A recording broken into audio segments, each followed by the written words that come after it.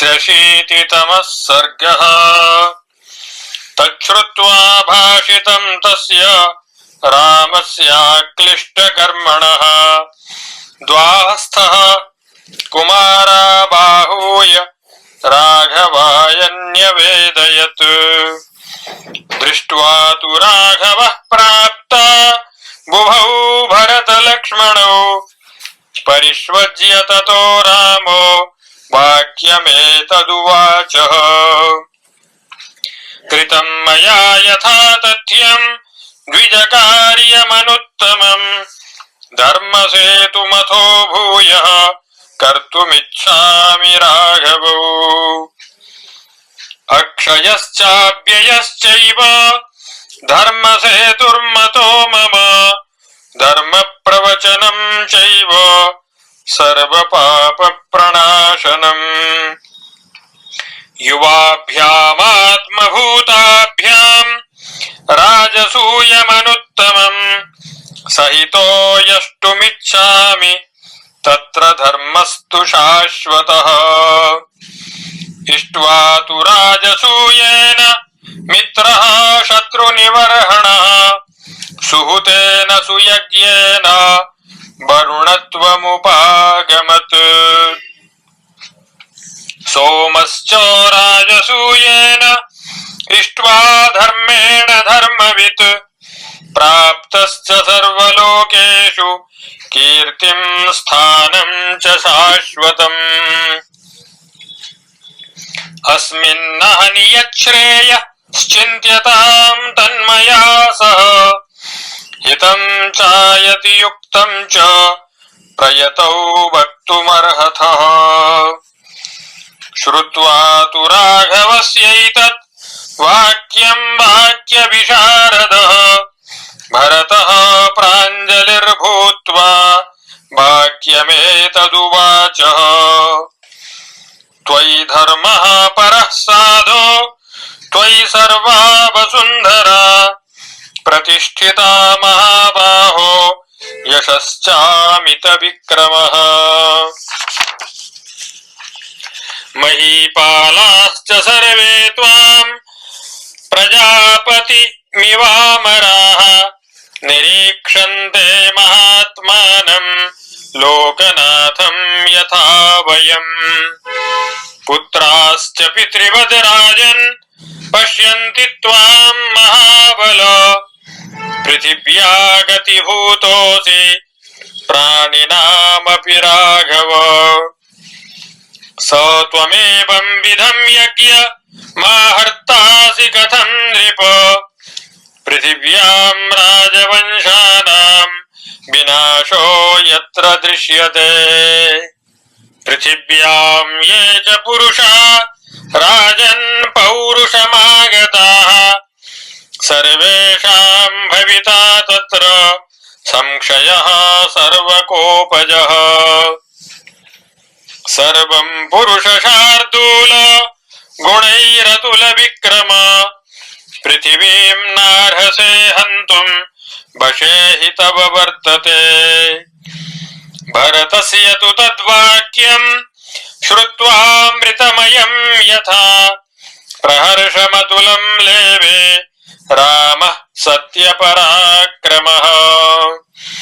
उवाच च शुभं वाक्यं कैकेय्यानन्दवर्धनं प्रीतोऽस्मि परितुष्टोऽस्मि तवाद्य वचने नघ।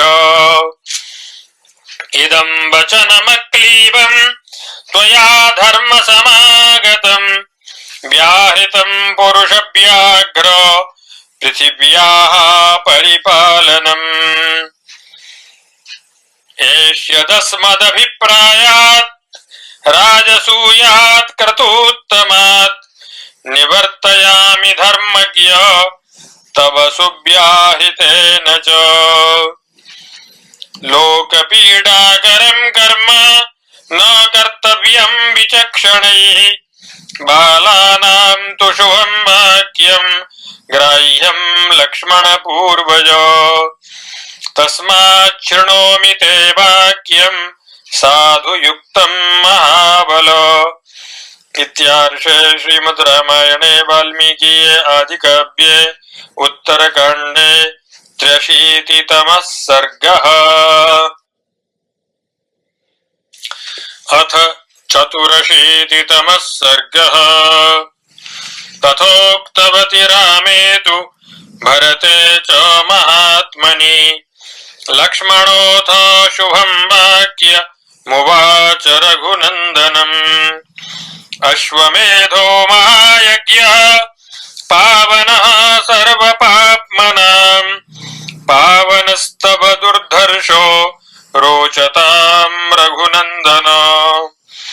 श्रूयते हि पुरा वृत्तम् वासवेषु महात्मनि ब्रह्महत्यावृतः शक्रो हयमेधेन पावितः।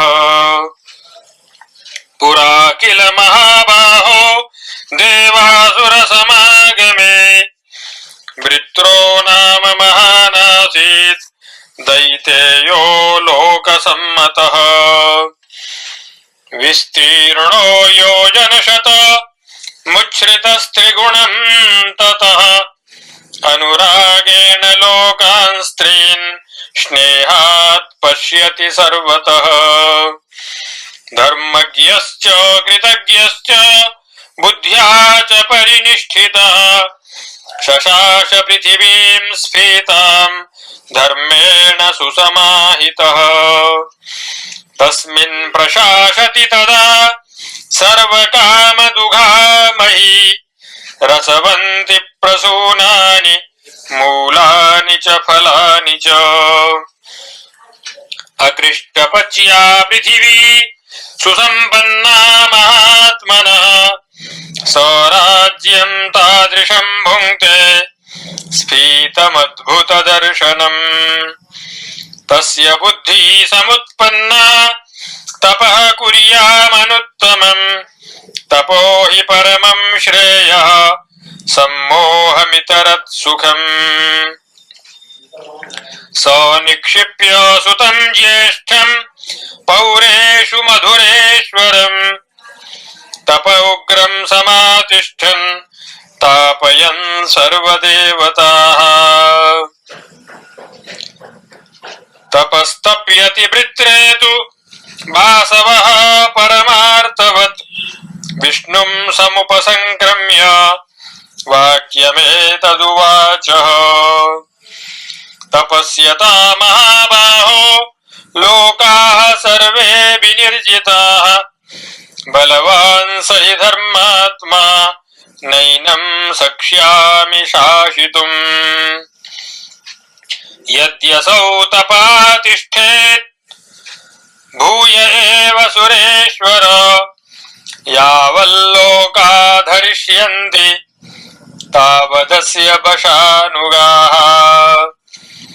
तं चैनं परमोदारमुपेक्षसि महाबल क्षणं हि न भवेद् वृत्रः क्रुद्धे त्वयि सुरेश्वर।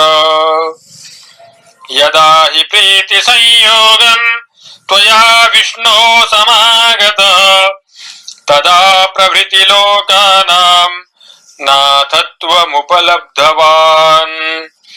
स त्वं प्रसादं लोकानां कुरुष्व सुसमाहितः त्वत्कृतेन हि सर्वं स्यात् प्रशान्तमरुजं जगत्। इमे हि सर्वे विष्णो त्वां निरीक्षन्ते दिवौगसः वृत्रघातेन महता तेषां साह्यं कुरुष्वः।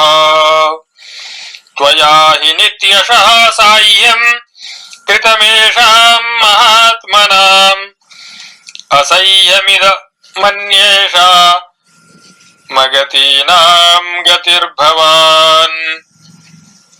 इत्यार्षे श्रीमद् रामायणे वाल्मीकीये आदिकाव्ये उत्तरकाण्डे 84तमः सर्गः। अथ 85तमः सर्गः। लक्ष्मणस्य तु तद्वाक्यं श्रुत्वा शत्रुनिवर्हणः वृत्रघातमशेषेण कथयेत्याह सुब्रत राघवेणैव मुक्तस्तु सुमित्रानन्दवर्धनः भूयैव कथां दिव्यां कथयामास सुब्रतः सहस्राक्षवच श्रुत्वा सर्वेषां च दिवौगदां विष्णुर्देवानुवाचेदं सर्वानिन्द्रपुरोगमान् पूर्वं सौहृदबद्धोऽस्मि वृत्रस्येह महात्मनः तेन युष्मत्प्रियार्थं हि नाहं हन्मि महासुरम् अवश्यं करणीयं च भवतां सुखमुत्तमम् तस्मादुपायमाख्यास्ये सहस्राक्षो वधिष्यति त्रेधा भूतं करिष्यामि आत्मानं सुरसत्तमाः तेन वृत्रं सहस्राक्षो वधिष्यति न संशयः एकांशो वासवं यातु द्वितीयो वज्रमेव तु तृतीयो भूतलं यातु तदा वृत्रं हनिष्यति तथा ब्रुवति देवेशे देवा वाक्यमथा ब्रुवन् एवमेतन्न सन्देहो यथा वदसि दैत्यहन् भद्रं तेस्तु गमिष्यामो वृत्रासुरवधैषिणः भजस्व परमोदार वासवं स्वेन तेजसा ततः सर्वे महात्मानः सहस्राक्षपुरोगमाः तदरण्यमुपाक्रामन् यत्र वृत्रो महासुरः ते पश्यन्स्तेजसा भूतं तप्यन्तमसुरोत्तमं पिबन्तमिव लोकान् स्त्रीन् निर्दहन्तमिवाम्बरम् दृष्ट्वैव चासुरश्रेष्ठं देवास्त्रासमुपागमन् कथमेनं वधिष्यामः कथं न स्यात् पराजयः तेषां चिन्तयतां तत्र सहस्राक्षः पुरन्दरः वज्रं प्रगृह्य पाणिभ्यां प्राहिणोद्वृत्रमूर्धनि कालाग्निनेव घोरेण दीप्तेनेव महार्चिषा पतता वृत्रशिरसा जगत्रासमुपागमत् असंभाव्यं वधं तस्य वृत्रस्य विबुधाधिपः चिन्तयानो जगामाशु लोकस्यान्तं महायशाः तमिन्द्रं ब्रह्महत्याशु गच्छन्तमनुगच्छति अपतच्चास्य गात्रेषु तमिन्द्रं दुःखमाविशत् हतारयः प्रणष्टेन्द्रा देवाः साग्निपुरोगमाः विष्णुं त्रिभुवनेशानं मुहुर्मुहुरपूजयन् त्वं गतिः परमेशान पूर्वयो जगतः पिता रक्षार्थं सर्वभूतानां विष्णुत्वमुपजग्मिवान्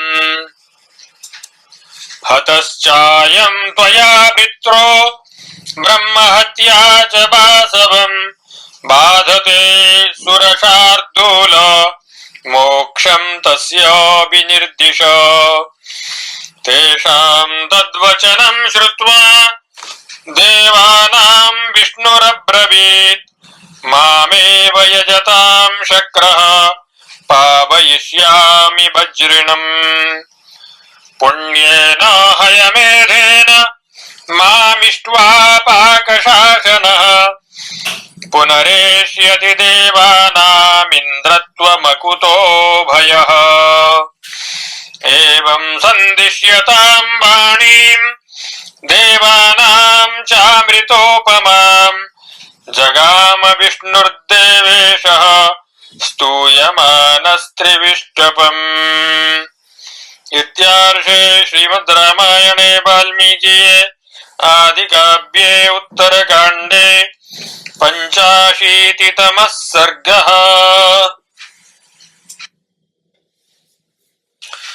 अथ 86तमः सर्गः। तदा वृत्रवधं सर्वमखिलेन स लक्ष्मणः कथयित्वा नरश्रेष्ठः कथाशेषं प्रचक्रमे। ततो हते महावीर्ये वृत्रे देवभयङ्करे ब्रह्महत्यावृतः शक्रः संज्ञां लेभेन वृत्रः। सोऽन्तमाश्रित्य लोकानां नष्टसंज्ञो विचेतनः कालं तत्रावसत् कञ्चित् वेष्टमान इवोरगः। अथ नष्टे सहस्राक्षे उद्विग्नमभवज्जगत् भूमिश्च ध्वस्तसङ्काशा निष्णेहा शुष्ककानना। निःस्रोतसस्ते सर्वे तु ह्रदाश्च सरितस्तथा संक्षोभश्चैव सत्त्वाना मनावृष्टिकृतोऽभवत्। क्षीयमाणे तु लोकेऽस्मिन् सम्भ्रान्तमनसः सुराः यदुक्तं विष्णुना पूर्वं तं यज्ञं समुपानयन्। ततः सर्वे सुरगणाः सोपाध्यायाः सहर्षिभिः तं देशं समुपाजग्मुर् यत्रेन्द्रो भयमोहितः। ते तु दृष्ट्वा सहस्राक्ष मावृतं ब्रह्महत्यया तं पुरस्कृत्य देवेश मश्वमेधं प्रचक्रिरे।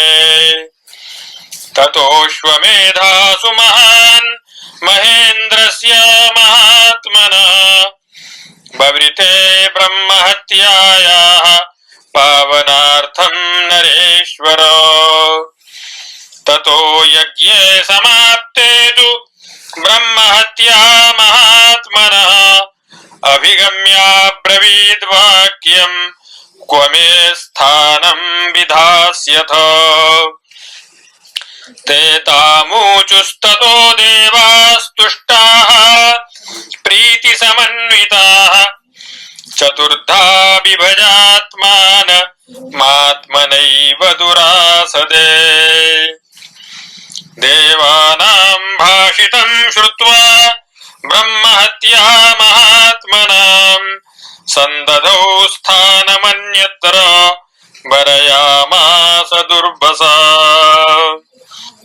एकेनांशेन वत्स्यामि पूर्णोदासु नदीषु वै चतुरो वार्षिकान् मासान् दर्पघ्नी कामचारिणी।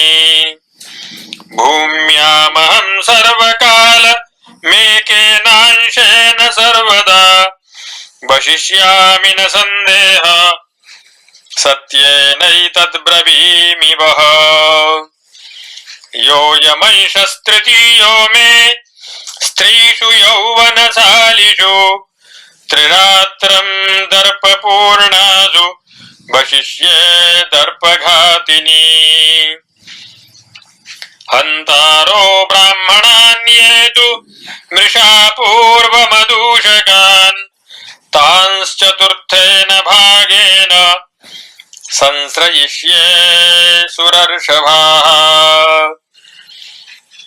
प्रत्यूचुस्तां ततो देवा यथा वदसि दुर्वसे तथा भवतु तत्सर्वं साधयस्व यदीप्सितम्। ततः प्रीत्यान्विता देवाः सहस्राक्षं भवन्दिरे विज्वरः पूतपाप्मा च वासवः समपद्यत प्रशान्तं च जगत्सर्वं सहस्राक्षे प्रतिष्ठिते यज्ञं चाद्भुतसङ्काशं तदा शक्रोऽभ्यपूजयत् ईदृशो ह्यश्वमेधस्य प्रभावो रघुनन्दन यजस्व सुमहाभाग हयमेधेन पार्थिव इति लक्ष्मणवाक्यमुत्तमम् नृपतिरतीव मनोहरं महात्मा परितोषमवापहृष्टचेताः स निशम्येन्द्रसमानविक्रमौजाः इत्यार्षे श्रीमद् रामायणे वाल्मीकिये आदिकाव्ये उत्तरकाण्डे षडशीतितमः सर्गः।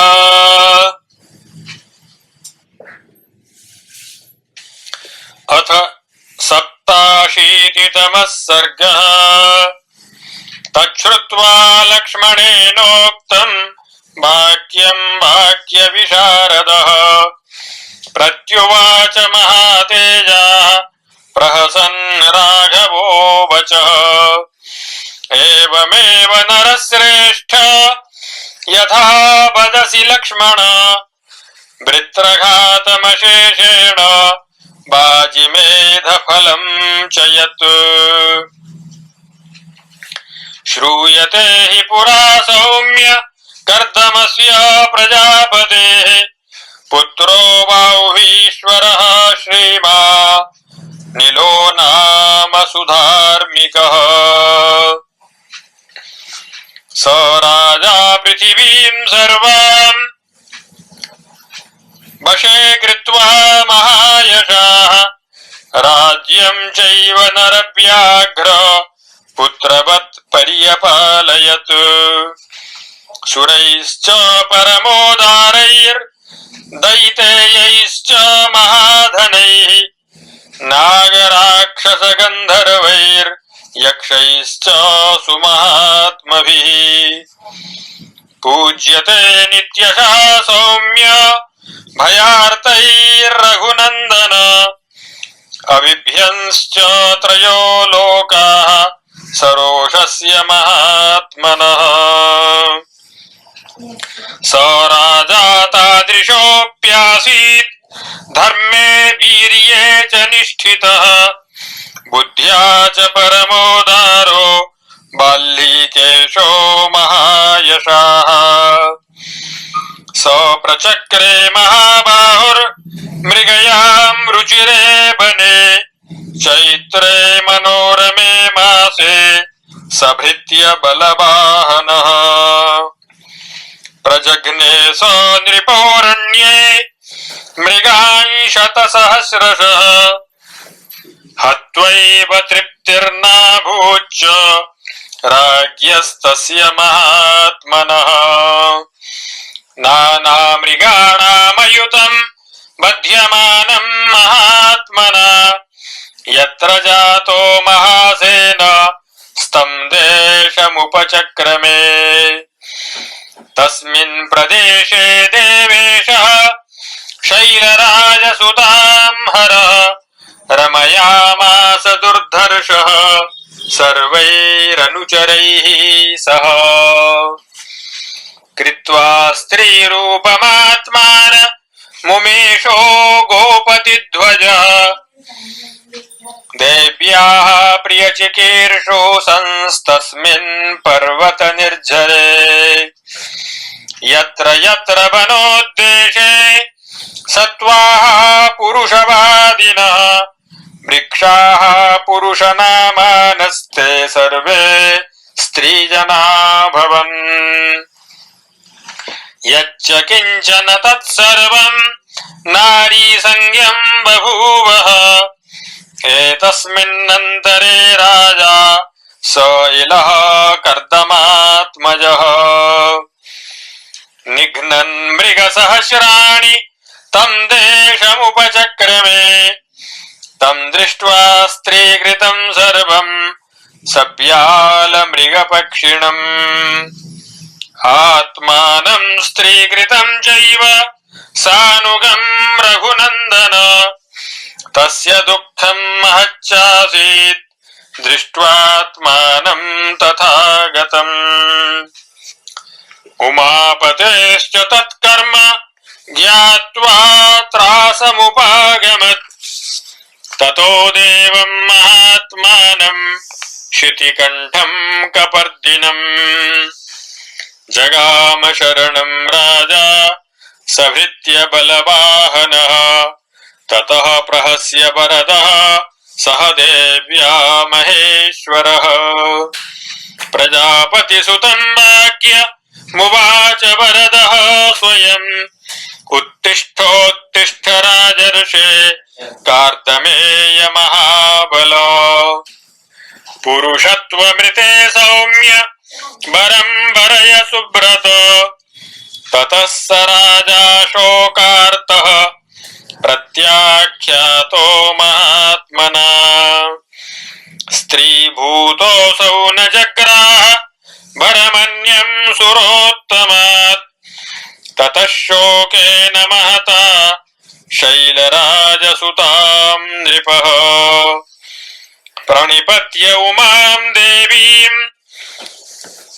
सर्वेणैवान्तरात्मना ईशे वराणां वरदे लोकानामसि भामिनी अमोघ दर्शने देवी भज सौम्येन चक्षुषा हृद्गतं तस्य राजर्षेर्विज्ञाय हरसन्निधौ प्रत्युवाच शुभं वाक्यं देवी रुद्रस्य सम्मता अर्धस्य देवो वरदो वरार्धस्य तव ह्यहम् तस्मादर्धं गृहाण त्वं स्त्री पुंसोर्यावदिच्छसि तदद्भुततरं श्रुत्वा देव्या वरमनुत्तमम् सम्प्रहृष्टमना भूत्वा राजा वाक्यमथाब्रवीत् यदि देवि प्रसन्ना मे रूपेणा प्रतिमा भुवि मासं स्त्रीत्वमुपासित्वा मासं स्यां पुरुषः पुनः ईप्सितं तस्य विज्ञाय देवी सुरुचिरानना प्रत्युवाच शुभं वाक्यमेवमेव भविष्यति राजन् पुरुषभूतस्त्वं स्त्रीभावं न स्मरिष्यसि स्त्रीभूतश्च परं मासं न स्मरिष्यसि पौरुषम् एवं स राजा पुरुषो मासं भूत्वाथ कार्दमिः त्रैलोक्यसुन्दरी नारी मासमेकमिलाभवत् इत्यार्षे श्रीमद् रामायणे वाल्मीकिये आदिकाव्ये उत्तरकाण्डे 87तमः सर्गः। अथ 88तमः सर्गः। तां कथामैलसम्बद्धां रामेण समुदीरितां लक्ष्मणो भरतश्चैव श्रुत्वा परमविस्मितौ तौ रामं प्राञ्जलीभूत्वा तस्य राज्ञो महात्मनः विस्तरं तस्य भावस्य तदा पप्रच्छतुः पुनः। कथं स राजा स्त्रीभूतो वर्तयामास दुर्गतिः पुरुषः स यदा भूतः कां वृत्तिं वर्तयत्यसौ। तयोस्तद्भाषितं श्रुत्वा कौतूहलसमन्वितं कथयामास काकुत्स्थस्तस्य राज्ञो यथागमम्। तमेव प्रथमं मासं स्त्री भूत्वा लोकसुन्दरी ताभिः परिवृता स्त्रीभिर्येस्य पूर्वं पदानुगाः तत्काननं विगाह्याशु विजर्हे लोकसुन्दरी द्रुमगुल्मलताकीर्णं पद्भ्यां पद्मदले क्षणा वाहनानि च सर्वाणि सन्त्यक्त्वा वै समन्ततः पर्वता भोगविवरे तस्मिन् रेमे इला तदा अथ तस्मिन् वनोद्देशे पर्वतस्या विदूरतः सरः सुरुचिरप्रख्यं नानापक्षिगणायुतम् ददर्श सा इला तस्मिन् बुधं सोमसुतं तदा ज्वलन्तं स्वेन वपुषा पूर्णं सोममिवोदितम् तपन्तं च तपस्तीव्र मम्भो मध्ये दुरासदम् यशस्करं कामकरं तारुण्ये पर्यवस्थितम् स तं जलाशयं सर्वं क्षोभयामास विस्मिता सह तैः पूर्वपुरुषैः स्त्रीभूतैरघुनन्दना बुधस्तु तां समीक्ष्यैव कामबाणवशं गतः नोपलेभे तदात्मानं स चचाल तदाम्भसि इलां निरीक्षमाणस्तु त्रैलोक्यादधिकां शुभां चित्तं समभ्यतिक्रामत् कान्वियं देवताधिका न देवीषु न नागीषु नासुरी स्वप्सरस्सु च दृष्टपूर्वा मया काचित् रूपेणानेन शोभिता सदृशीयं मम भवेत् यदि नान्यपरिग्रहः इति बुद्धिं समास्थाय जलात् कूलमुपागमत् आश्रमं समुपागम्य ततस्ताः प्रमदोत्तमाः शब्दापयत धर्मात्मा ताश्चैनं च भवन्दिरे सतः पपृच्छ धर्मात्मा कस्यैषा लोकसुन्दरी किमर्थमागता चैव सर्वमाख्यातमाचिरम् शुभं तु तस्य तद्वाक्यं मधुरं मधुराक्षरं श्रुत्वा स्त्रियश्च ताः सर्वा ऊचुर्मधुरया गिरा अस्माकमेषा शुश्रोणी प्रभुत्वे वर्तते सदा अपतिः काननान्तेषु सास्माभिश्चरत्यसौ तद्वाक्यमाव्यक्तपदं तासां स्त्रीणां निशम्य च विद्यामावर्तनीं पुण्यमावर्तयत स द्विजः सोऽर्थं विदित्वा सकलं तस्य राज्ञो यथा तथा सर्वा एव स्त्रियस्ताश्च बभाषे मुनिपुङ्गवः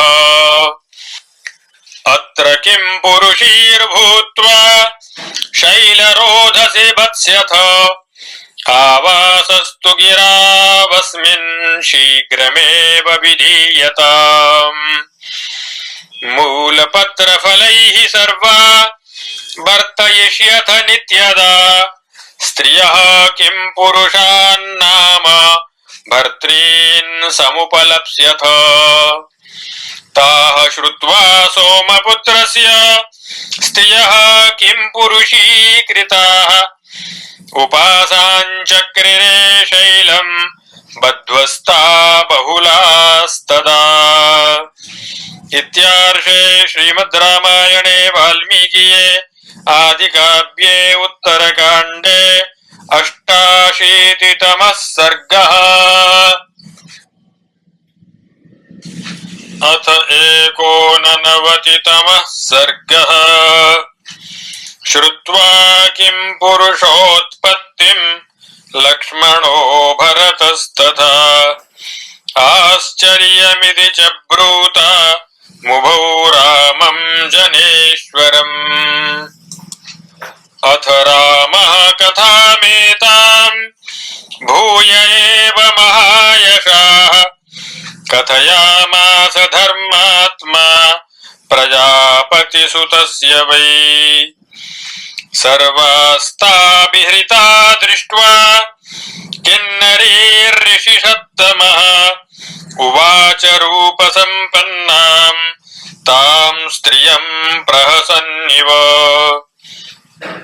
सोमस्याहं सुदयितः सुतः सुरुचिरानने भजस्व मां वरारोहे भक्त्या स्निग्धेन चक्षुषा। तस्य तद्वचनं श्रुत्वा शून्ये स्वजनवर्जिते इलासुरुचिरप्रख्यं प्रत्युवाच महाप्रभम्। अहं कामचरी सौम्य तवास्मि वशवर्तिनी प्रसाधि मां सोमसुत यथेच्छसि तथा कुरु। तस्यास्तदद्भुतप्रख्यं श्रुत्वा हर्षमुपागतः स वै कामी सह तया रेमे चन्द्रमसः सुतः।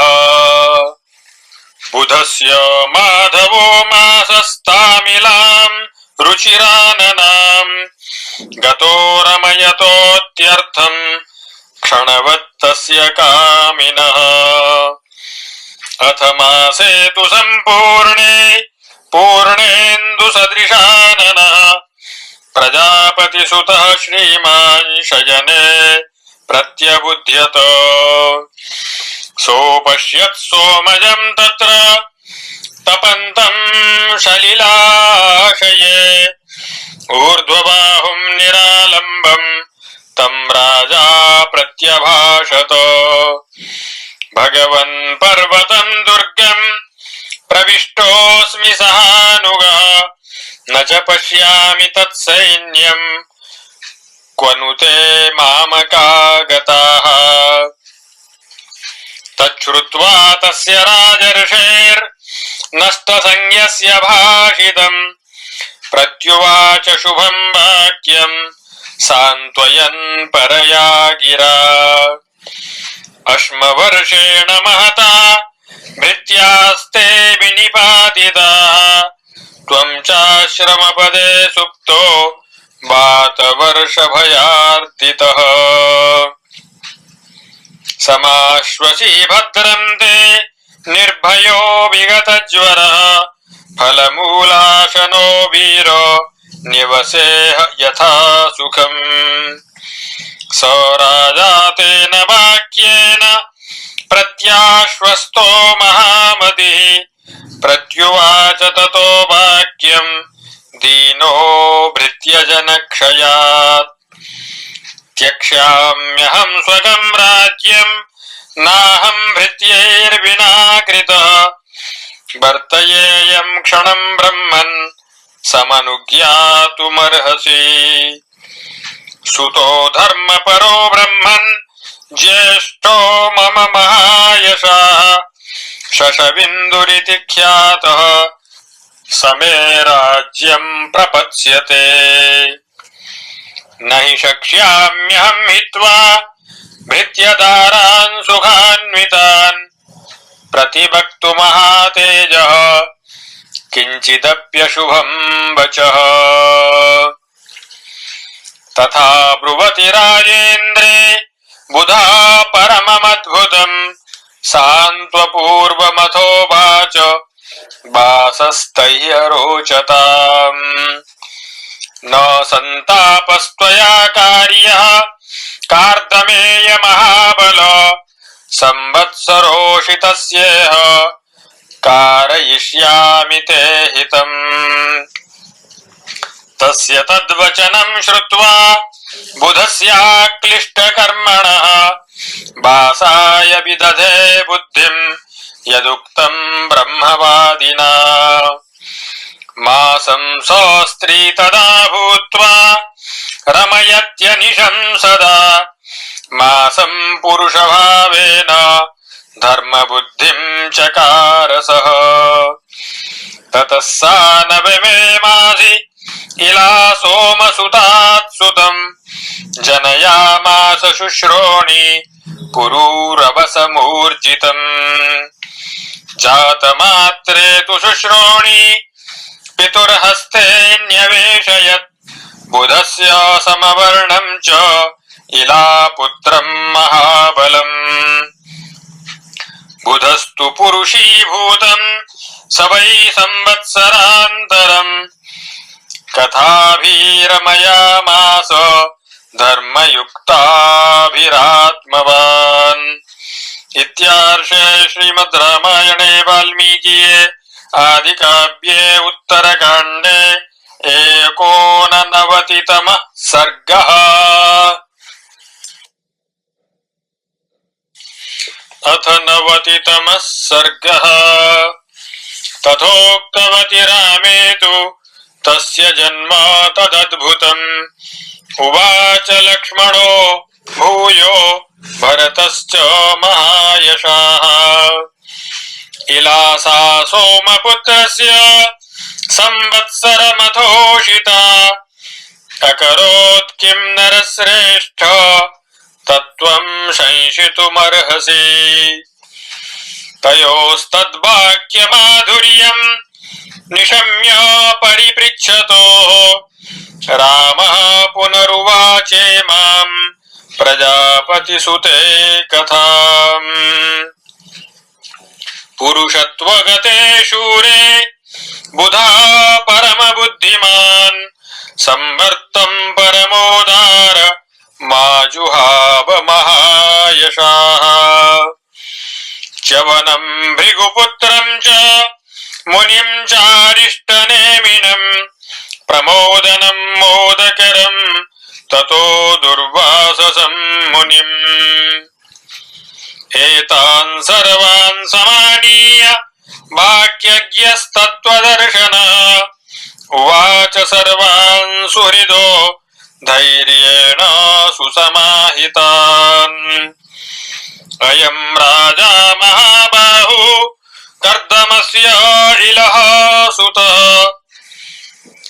जानीतैनं यथा भूतं श्रेयो यत्र विधीयताम्।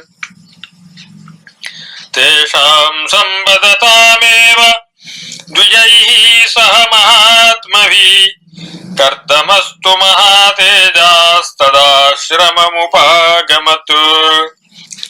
पुलस्त्यश्च क्रतुश्चैव वषट्कारस्तथैव च ओङ्कारश्च महातेजास्तमाश्रममुपागमन्। ते सर्वे हृष्टमनसः परस्परसमागमे हितैषिणो बाल्यपतेः पृथग्वाक्यान्यथा ब्रुवन्। कर्दमस्त्वब्रवीद्वाक्यं सुतार्थं परमं हितं। द्विजाः शृणुत मद्वाक्यं यच्छ्रेयः पार्थिवस्य हि। नान्यं पश्यामि भैषज्य मन्तरा वृषभध्वजम्। नाश्वमेधात् परो यज्ञः प्रियश्चैव महात्मनः। तस्माद् यजामहे सर्वे पार्थिवार्थे दुरासदम्। कर्दमेनैव मुक्तास्तु सर्व एव द्विजर्षभाः। रोचयन्ति स्म तं यज्ञं रुद्रस्याराधनं प्रति। संवर्तस्य तु राजर्षिः शिष्यः परपुरञ्जयः। मरुत्त इति विख्यातस्तं यज्ञं समुपाहरत्।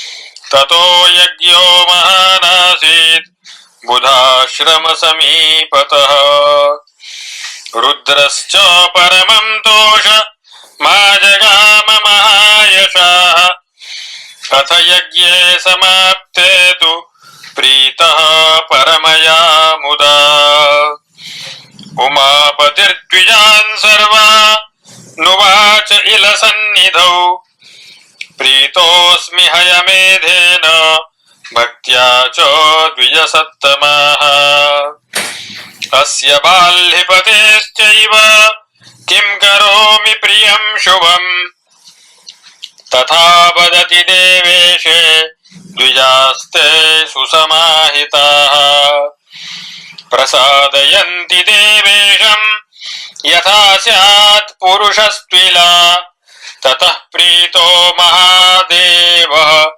पुरुषत्वं ददौ पुनः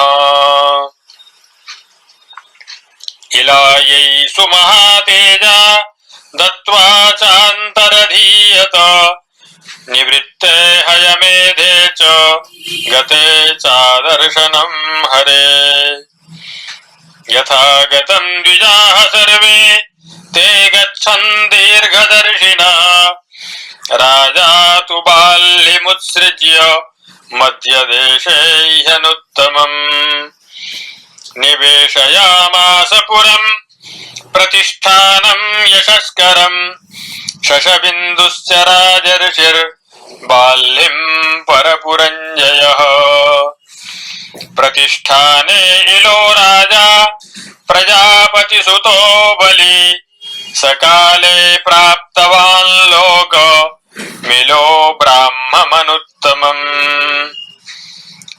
ऐलः पुरूरवा राजा प्रतिष्ठानमवाप्तवान् ईदृशो ह्यश्वमेधस्य प्रभावः पुरुषर्षभौ स्त्रीभूतः पौरुषं लेभे यच्चान्यदपि दुर्लभम् इत्यार्षे श्रीमद् रामायणे वाल्मीकिये आदिकाव्ये उत्तरकाण्डे 90तमः सर्गः।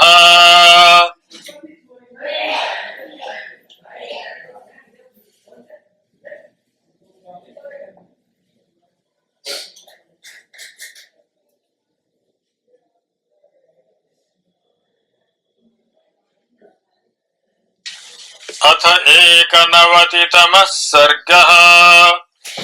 एतदाख्याय काकुत्स्थो भ्रातृभ्याममितप्रभः लक्ष्मणं पुनरेवाह धर्मयुक्तमिदं वचः वसिष्ठं वामदेवं च जाबालिमथ काश्यपं द्विजांश्च सर्वप्रवरान् अश्वमेध पुरस्कृतान् एतान् सर्वान् समानीय मन्त्रयित्वा च लक्ष्मण हयं लक्षणसम्पन्नं विमोक्ष्यामि समाधिना तद्वाक्यं राघवेणोक्तं श्रुत्वा त्वरितविक्रमः द्विजान् सर्वान् समाहूय दर्शयामास राघवम् ते दृष्ट्वा देवसङ्काशम् कृतपादाभिवन्दनं राघवं दुराधर्ष माशीर्भिः समपूजयन् प्राञ्जलिः स तदा भूत्वा राघवो द्विजसत्तमान् उवाच धर्मसंयुक्त मश्वमेधाश्रितं वचः तेऽपि रामस्य तच्छ्रुत्वा नमस्कृत्वा वृषध्वजम् अश्वमेधं द्विजाः सर्वे पूजयन्ति स्म सर्वशः स तेषां द्विजमुख्यानां वाक्यमद्भुतदर्शनम् अश्वमेधाश्रितं श्रुत्वा वृषं प्रीतोऽभवत्तदा विज्ञाय कर्म तत्तेषां रामो लक्ष्मणमब्रवीत् प्रेषयस्व महाबाहो विप्राय महात्मने यथा महद्भिर्हरिभिर् बहुभिश्च बनौकजाम् सार्धमागच्छ भद्रन्ते अनुभोक्तुम् महोत्सवम् विभीषणश्च रक्षोभिः कामगैर्बहुभिर्वृतः अश्वमेधम् महायज्ञ मायात्वतुल विक्रमः राजानश्च महाभागा ये च प्रियचिकीर्षवः सानुगाः क्षिप्रमायान्तु यज्ञम् भूमिनिरीक्षकाः देशान्तरगता ये च द्विजा धर्मसमाहिताः आमन्त्रयस्वतान् सर्वान् अश्वमेधाय लक्ष्मण ऋषयश्च महाबाहो आहूयन्ताम् तपोधनाः देशान्तर्गताः सर्वे सदाराश्च द्विजातयः तथैव तालावचरा तथैव नटनर्तकाः यज्ञवाटश्च सुमहान् गोमत्या नैमिषे वने आज्ञाप्यताम् महाबाहो तद्धि पुण्यमनुत्तमम् शान्तयश्च महाबाहो प्रवर्तन्ताम् समन्ततः शतशश्चापि धर्मज्ञाः क्रतुमुख्यमनुत्तमम् अनुभूय महायज्ञम् नैमिषे रघुनन्दन तुष्टः पुष्टश्च सर्वोऽसौ मानितश्च यथाविधि प्रतियास्यति धर्मज्ञ शीघ्रमामन्त्र्यताम् जनः शतम् बाहसहस्राणाम् तण्डुलानाम् वपुष्मदाम् अयुतम् तिलमुद्गस्य प्रयात्वग्रे महाबल चणकानाम् कुलित्थानाम् माषाणाम् लवणस्य च अतोऽनुरूपम् स्नेहम् च गन्धम् संक्षिप्तमेव च सुवर्णकोट्यो बहुला हिरण्यस्य शतोत्तरा अग्रतो भरतः कृत्वा गच्छत्वग्रे समाधिना अन्तरापणवीथ्यश्च सर्वे च नटनर्तकाः सूदानार्यश्च बहवो नित्यम् यौवनशालिनः भरतेन तु सार्धन्ते यान्तु सैन्यानि चाग्रत नैगमान् बालवृद्धांश्च द्विजांश्च सुसमाहितान् कर्मान्तिकान् वर्धकिनः कोशाध्यक्षांश्च नैगमान् मम मातृस्तथा सर्वाः कुमारान्तः पुराणि च काञ्चनीम् मम पत्नीम् च दीक्षायाम् ज्ञांश्च कर्मणि अग्रतो भरतः कृत्वा गच्छत्वग्रे महायशाः उपकार्या महारहाश्च पार्थिवानाम् महौजसाम् सानुगानाम् नरश्रेष्ठो व्याधिदेश महाबलः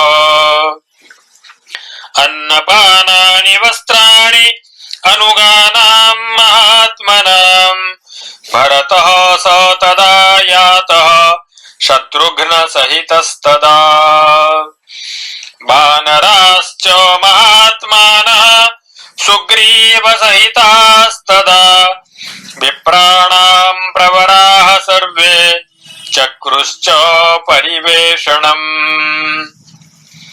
विभीषणश्च रक्षोभिः स्त्रीभिश्च बहुविर्वृतः ऋषीणामुग्रतपसाम् पूजाम् चक्रे महात्मनाम् इत्यार्षे श्रीमद् रामायणे वाल्मीकीये आदिकाव्ये उत्तरकाण्डे 91तमः सर्गः।